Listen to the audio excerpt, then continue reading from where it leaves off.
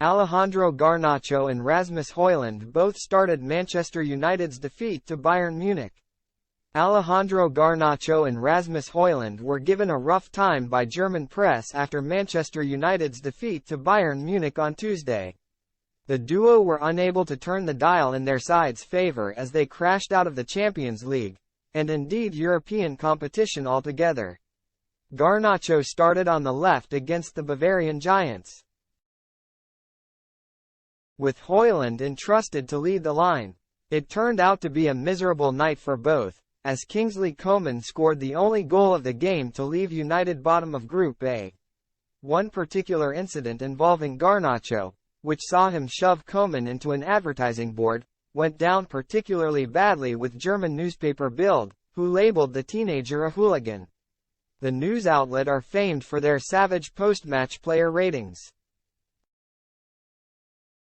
with a score of 1 representing the best and 6 the worst.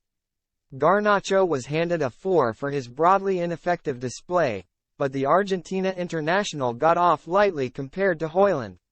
Having been a passenger for much of the contest, the Dane was the only player on the pitch to be slapped with a dismal score of 5. The Champions League had previously been Hojlund's favoured hunting ground this season, with his haul of 5 goals currently putting him joint top in the competition alongside Alvaro Morata and Manchester City ace Erling Haaland. But the £72 million United star will not get the opportunity to add to his tally after Erik ten Hag's group stage campaign ended with a whimper. Hojlund will instead turn his attention back towards getting off the mark in the Premier League, where he has racked up 798 minutes of action without a single goal. It remains to be seen whether the 20-year-old will be thrown in from the start against Liverpool on Sunday.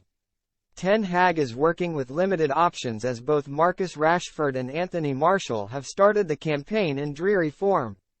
Hojlund hasn't scored yet in the Premier League.